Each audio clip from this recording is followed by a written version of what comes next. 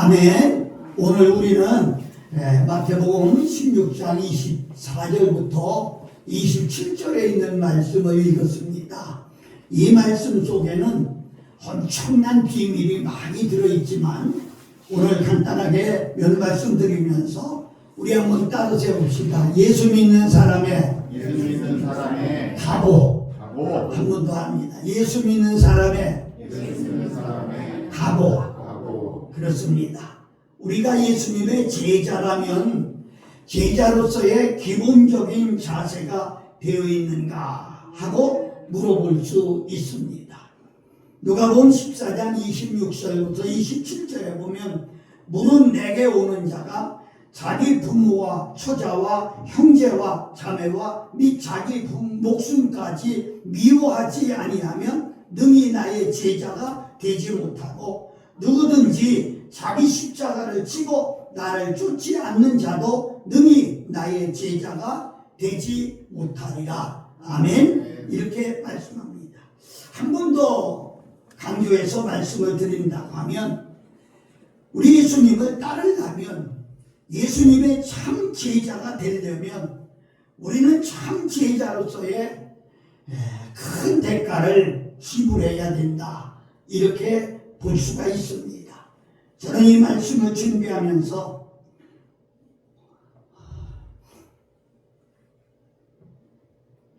순교자들이 머리에 하나씩 둘씩 떠오르기 시작했습니다. 그들의 순교자의 삶을 보면 얼마나 참으로 힘들었을까 생각하면서 우리는 과연 그 뒤를 따라갈 수 있을까 그런 생각을 해봤습니다. 여러분, 참 제자는 어떤 믿음의 각오를 해야 될까요? 오늘 본문을 중심으로 간단하게 몇 가지 나눠보려고 합니다. 첫째로, 한번 이건 중요한 거니까요. 우리 따라서 합시다.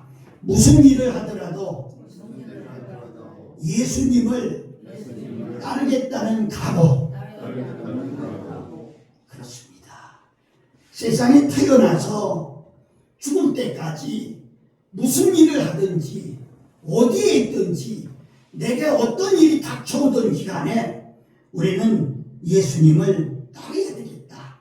그런 결단이 우리에게 있어져야 되는 거지요. 며칠 전에 어떤 친구를 만났어요. 저하고 같이 주일학교 선생을 하고 그때 그가 세례받을 때 목사님이 물어볼 때 그는 큰 소리로 당당하게 나는 예수 안 믿는 사람하고 결혼할 거예요. 그랬어요.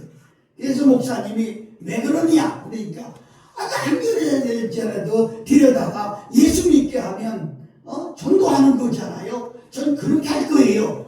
아주 우리 당당하게 큰 소리를 했었어요. 근데 만나서 같이 식사를 하게 됐는데 여기 막걸리 한 병 주세요. 그러더라고요. 전 깜짝 놀라가지고 야, 너 교회 안 나가? 이때 나 그만둔 지 오래됐어. 이러더라고요. 그래서 내가 딱 마음에 오기를 정말 언제까지 믿음을 가지고 있을까? 응? 언제까지 믿음을 가지고 있을까? 진짜 내가 주님이 나를 부르는 그 시간까지 내가 주님께 가는 그 시간까지 믿음을 가지고 있을까? 저는 한번 생각을 해봤어요. 나를 따라오려거든. 이게 무슨 말이에요? 말씀의 의미는요, 예수님을 따르는 제자들은 아주 단단한 결심과 각오가 있어야 된다. 이런 말씀이에요. 요한복음 8장 12절 보면 나는 세상의 빛이니 나를 따르는 자는 어두움에 다시 다니지 아니하며 생명의 빛을 얻으리라. 이렇게 말씀했어요. 그러니까 여기서 빛이라고 하는 것, 어둠이라고 하는 것, 이것은 물리적 개념이 아니라 저는 윤리적 개념으로 생각을 했습니다. 이 말씀은 예수님을 따르는 사람은 예수님의 인격을 닮아야 되고 예수님의 생활을 닮아야 되고 예수님의 사역을 본받아야 된다. 이것이 빛의 생활이고 또 주님께서 주신 삶의 규범이고 이것이 질서다, 이렇게 저는 봅니다. 그런데 이것을 저버리고 육체를 따라가는 것은 정말 어두운 생활을 하는 것입니다. 예수님을 따른다고 하는 의미가 뭐예요? 여러분은 어떻게 생각하는지 모르겠지만 저는 그렇게 생각합니다. 예수님처럼 생각하고, 예수님처럼 생활하고, 예수님처럼 사역하고, 예수를 닮아가는 것. 찬송가에 예수 닮기 원합니다. 신자 되기 원합니다. 예수 닮기 원합니다. 그런 노래가 있듯이 정말 우리는 마음 한구석에 항상 그런 마음을 가지고 살아야 된다는 거죠. 예수님의 제자는 어떠한 경우라도 예수님을 따르겠다고 하는 그런 각오가 되어야 되는데, 그건 한마디로 말하면 우리 생활 중심이 예수님이 돼야 된다는 거죠. 사업을 해도 예수님 중심이 돼야 되고, 장사를 해도 예수님 중심이 돼야 되고, 농사를 지어도 예수님 중심이 돼야 되고, 어떤 생활에도 예수님이 중심이 되는 생활을 해야 된다는 거죠. 시간이 많이 걸리겠지만 제가 조금 간증 하나 할게요. 부산에 부흥회를 갔는데 점심을 같이 먹었어요. 그 안수 집사님이 목사님 피곤하셔도 제 사업장에 오셔서 축복기도 한번 해주시지 않을래요? 그래요. 할 수 없이 따라갔어요. 그래서 사무실에 갔는데 사무실이 거진 우리 교회만 할 정도로 큽니다. 앞에 들어가면서 큰 책상이 하나 있는데 책상에 명패가 있어요. 회장 예수 그리스도, 그렇게 돼 있어요. 저는 깜짝 놀래가지고 소파에 앉아서 묵상으로 잠시 평안을 빌고, 그리고 옆에 보니까 옆에 그만한 방식 책상이 있는데 거기는 사장 아무개 집사 이렇게 되어 있어요. 저는 깜짝 놀라서 그 회장 좌석을 가리키며 누구 자리예요? 그러니까 아니 우리 회장님 자리지요. 아니 회장님이 누구신데요? 아니 저기 있잖아요. 예수님이지요. 그래요. 그게 또 궁금하더라고요. 회장님 월급은 드립니까? 하고 물어봤어요. 그랬더니 하루 월급 안 주시면 일하시겠어요? 월급 날 되면 제일 먼저 회장님 월급부터 챙기고요. 갔다가 회장님 자리에 놓고요. 그렇게 하고 기도하고요. 그리고 나서 같이 나서 그 앞자리에 앉으세요. 그리고 그 돈은 주일날 본교회에 갖다 드립니다. 이렇게 이야기를 하더라고요. 저는 그래서 아주 깜짝 놀래가지고 그 회장 월급을 얼마나 주는데요? 더 궁금하잖아요. 물어봤어요. 많이 못 드리고요. 제 월급에 갑절을 드립니다. 더 이상 물어볼 게 없더라고요. 그런데 고무신을 만드는 공장인데 직원이 한 400명 되는데 노조가 없어요. 자기는 그래요. 계산을 해서 원가 빼고 50%는 자기 사업에 쓰고 나머지는 직원들에게 다 그대로 돌려주고 있다. 그런 얘기를 해요. 그러면서 하는 얘기를, 회장님 아니면 운영이 안 돼요. 매일 저는 출근하면 30분간 회장님하고 먼저 의논하고 그리고 직원회의를 합니다. 30분간 회장님하고 의논한다는 게 뭐하겠어요? 기도한다는 얘기지요. 잠깐만요. 여러분 회사의 회장은 누군가요? 여러분 가장은 누군가요? 여러분 자신의 주인은 지금 누군가요? 형우는 심각하지 않을 수가 없습니다. 무엇을 하든지 간에 예수님 중심이 돼야 되겠는데, 가만히 우리 삶을 살펴보면 자기 중심적이고 자기 만족만을 위해서 살려고 애를 쓸 때가 얼마나 많이 있는지 모릅니다. 주님의 참된 제자라면 믿지 않는 불신자와는 무언가 다르야 되지 않겠어요? 의식이 다르야 되지 않겠어요? 차원이 다르야 되지 않겠어요? 다른 사람들 좋아한다고 같이 노래방을 좋아하고, 다른 사람들 좋아한다고 게임을 좋아하고, 다른 사람들 좋아한다고 같이 춤추고 놀아난다고 하면 무엇이 다를 바가 있겠느냐고 하는 거죠. 예수님을 따른다는 의미는요, 외면적인 어떤 표면이나 그 표절보다는 내면적인 닮음에서 이해를 해야 됩니다. 그래서 우리가 비상한 결단을 하지 않고는 지금도 힘들지만은 앞으로 예수님 믿고 천국 간다는 거, 글쎄요, 좀 나쁜 말을 할까요? 꿈도 꾸지 마세요. 이렇게 말합니다. 예수님과 같이 닮아가려고 하는 그 마음이 내 마음 속에 있어야 된다는 거예요. 날마다 자신의 육체적 욕심과 정욕을 쳐서 죽이는 그런 신령한 고통이 없이는 될 수가 없다는 겁니다. 예수 그리스도를 배우고, 그리고 몸에, 그리고 내 마음에 입히는 일 그 자체가 십자가를 지는 고난입니다. 이 고난을 결단할 수 있는 우리의 삶이 되시기를 예수 그리스도의 이름으로 축복합니다. 아멘. 두 번째는 자기를 부인하는 각오가 있어야 됩니다. 한번 같이 합시다. 시작. 자기를 부인하는 각오가 있어야 한다. 한번 해봐요. 자기를 부인하는 각오가 있어야 한다. 오늘 24절에서 보면 나를 따라오거든 자기를 부인하고 따를 것이다. 여러분, 자기를 부인한다는 의미를 어떻게 생각하시나요? 첫째는 자기 본능을 죽이는 거예요. 신령한 마음에 들어가는 첫 관문이 뭐냐? 예수님을 시인하고 육체의 쾌락을 이제 추구하던 옛사람을 십자가에 못 박는 거예요. 갈라디아서 5장 24절에 바울이 그랬어요.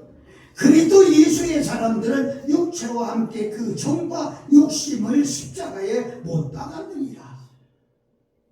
여러분, 당신이 그렇게 살고 있다고 고백하는 거지요. 세상을 사랑하고 쾌락을 사랑하고 돈을 사랑하는 그런 사람들이 변해서 이제는 하나님을 사랑하고 이웃을 사랑하고 원수까지 사랑하게 되려면 삶의 본질적 변화가 없이는 절대로 불가능하다는 거지요.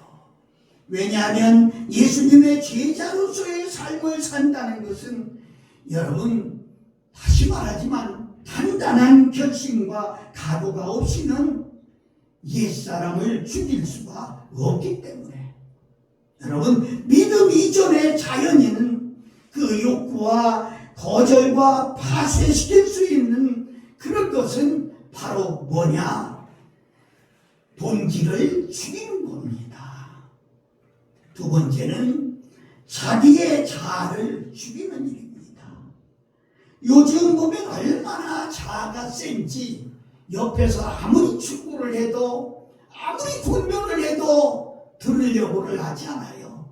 내가 경험한 바에 의하면, 내가 배운 거에 의하면, 내가 알고 있는 거에 의하면, 내가 살고 살아온 거에 의하면 다 내가가 먼저 들어가고 자기를 앞장세울 때가 얼마나 많이 있는지 모릅니다. 여러분, 이걸 죽여야 된다는 거예요. 예수 그리스도를 알기 전에 지냈던 그런 생활신념, 그때 습관 또는 그때들의 뿌리나 독선이나 아집을 포기하고 예수 그리스도가 요구하는 것에 순종할 수 있어야 된다. 갈라디아서 5장 20절에 바울이 이렇게 고백합니다. 내가 그리스도와 함께 십자가에 못 박혔나니 그런즉 이제는 내가 산 것이 아니요 오직 내 안에 그리스도께서 사신 것이라. 이제 내가 육체 가운데 사는 것은 나를 사랑하사 나를 위하여 자기 몸을 버리신 하나님의 아들을 믿는 믿음 안에서 사는 것이라. 아멘. 아멘. 철저하게 육체와 육체의 욕심을 무너뜨리고 믿음의 원리대로 살아오려고 하는 그런 아주 믿음의 대단한 과거가 없이는 여러분 죄송해요. 예수님의 제자가 될 수가 없다는 거예요. 세 번째는 자기 이기심을 죽이는 거예요. 자기의 유익을 추구하던 일을 절대시하던 사람이 예수님의 희생과 사랑의 사람으로 변화되면서 옛사람의 이기심을 제거해야 된다는 거예요. 어떤 분이 그래요. 교회를 떠나오면서 너무 걱정을 했어.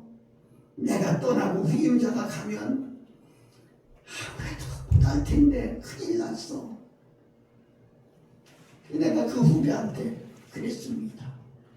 하나님은 그 사람에게도 사명을 주셨어요. 어쩌면 목사님보다 더 잘할지도 모르는데 그랬어요.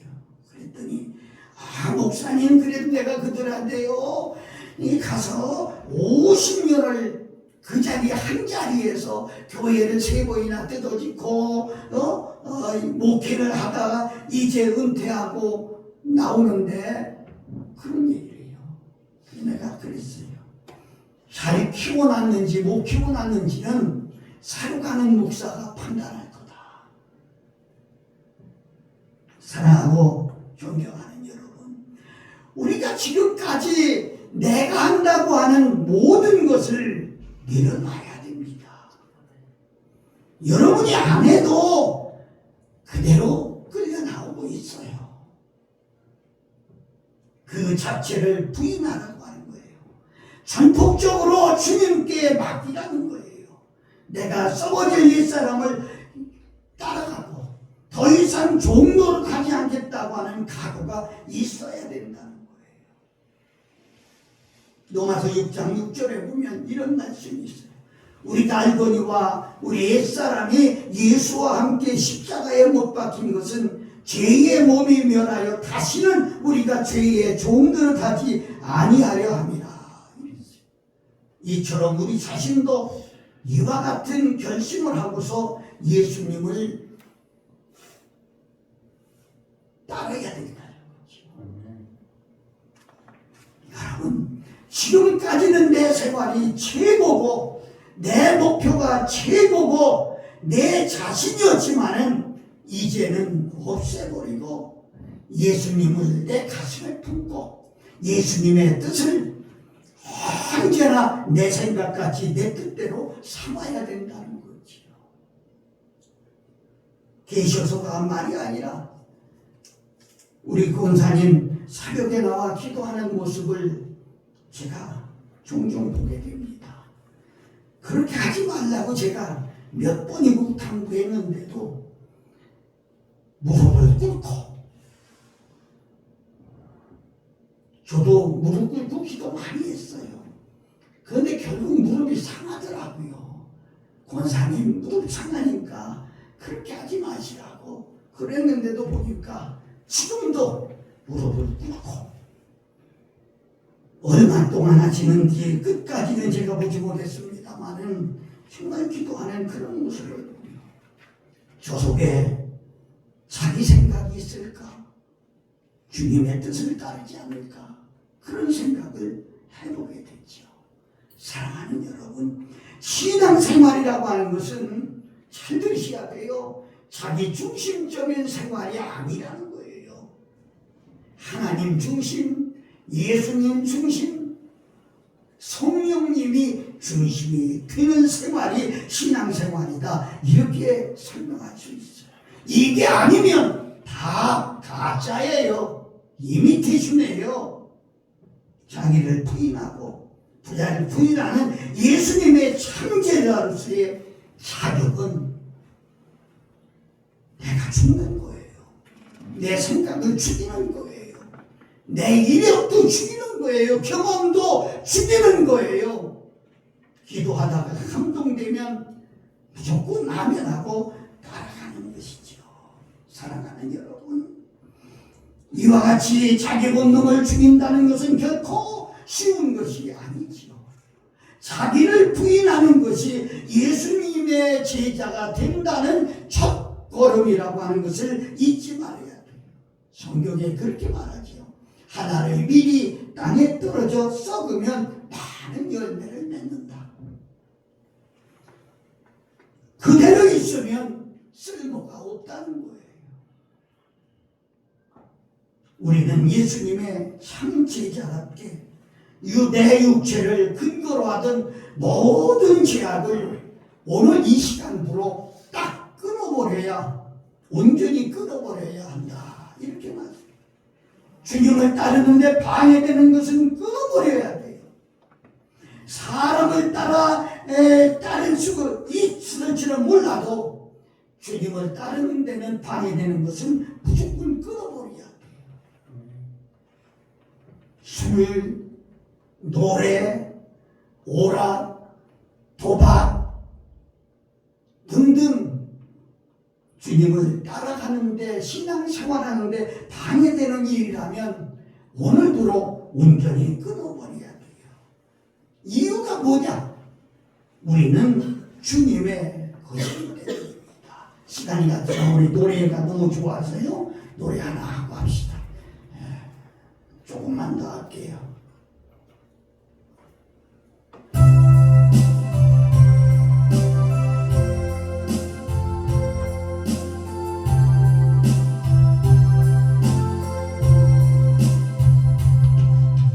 이제 내가 살아도 주님의 살고, 이제 내가 죽어도 주님의 주님,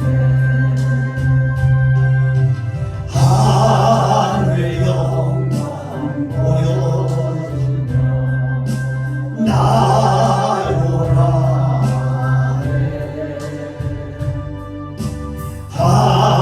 할렐루야 찬송하며 주께 감사합니다.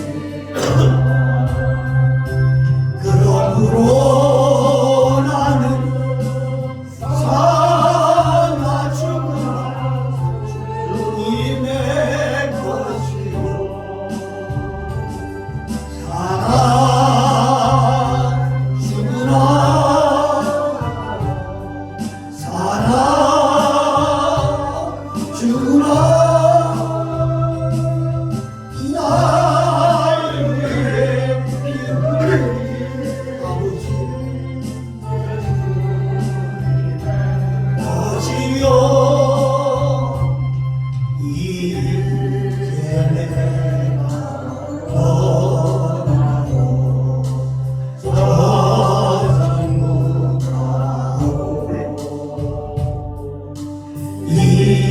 이제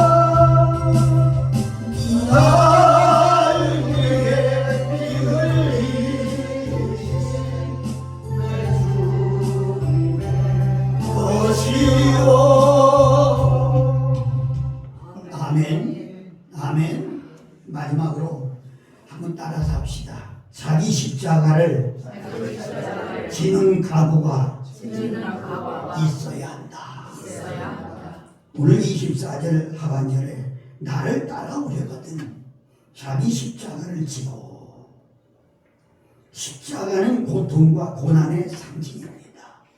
십자가는 죽음의 상징이고 희생의 상징입니다. 그래서 독일의 나치 정권과 싸우던 그리고 순교한 본헤프 목사님은 이런 얘기를 했어요. 그리스도께서 우리를 부르실 때 와서 죽으라는 뜻입니다. 그랬어요. 와서 죽으라. 여러분, 요새 전장이 한참인데 전쟁에서 보지 않습니까? 자폭 드론이라는 말 들어봤어요? 자폭 드론. 드론이라고 하는 무기에 자기 몸을 싣고 가서 터뜨려서 자기는 죽고 적은 죽이는 거예요. 여러분, 자폭 드론 탈 수 있겠습니까? 예수님 때문이라면 자폭 드론도 탈 수 있겠습니까?